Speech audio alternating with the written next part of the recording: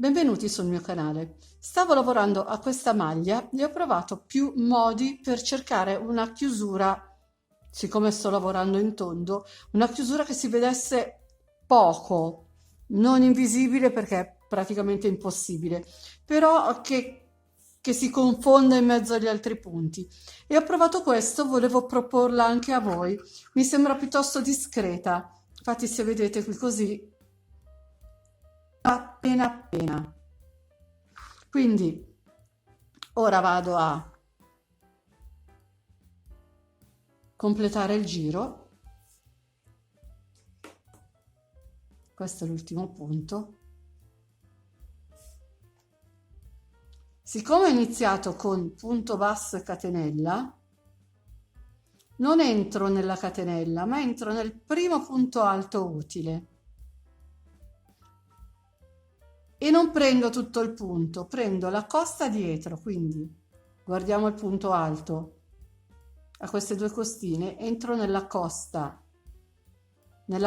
giro con un punto bassissimo.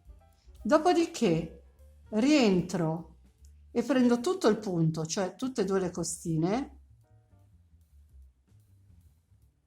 Dopodiché rientro, prendo tutte e due, tutto il punto, cioè tutte e due le costine, così. Faccio un punto basso e aggiungo una catenella. Questo sarà il nostro punto di inizio.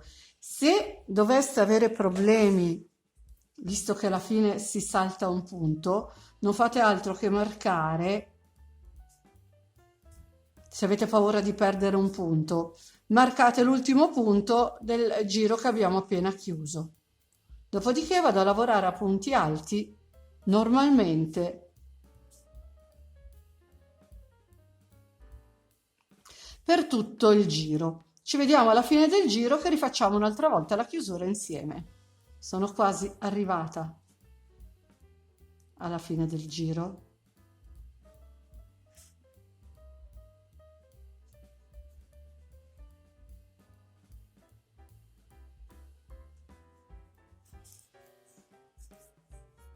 Qui ho marcato l'ultimo punto da fare, quindi entro nell'ultimo punto, faccio il punto alto, dopodiché,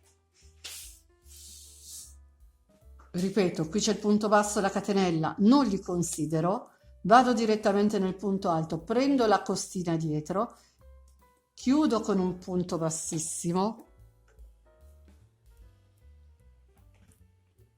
e di nuovo rientro nello stesso punto, prendo tutte e due le costine, cioè il punto intero, punto basso, catenella, questo sarà il nostro primo punto alto e ripeto, se avete bisogno, che avete paura di perderlo, marcate l'ultimo punto del giro precedente e vi troverete coi punti giusti. Questa è una soluzione che trovo veramente molto soddisfacente. La chiusura c'è, ma si vede davvero poco. E con oggi è tutto. Spero di avervi dato una dritta in più e spero di essere stata utile. E come al solito vi ringrazio per l'attenzione e vi invito ad iscrivervi al mio canale se non l'avete ancora fatto e attivare poi la campanellina che vi darà le notifiche per ogni video che pubblicherò. Se vi è piaciuto il video lasciatemi un like e condividete, mi aiuterete così a far crescere questo canale. Vi ricordo che sono anche su Facebook ed ho un canale Telegram. Se volete vi aspetto anche lì. Ciao a tutti, al prossimo video.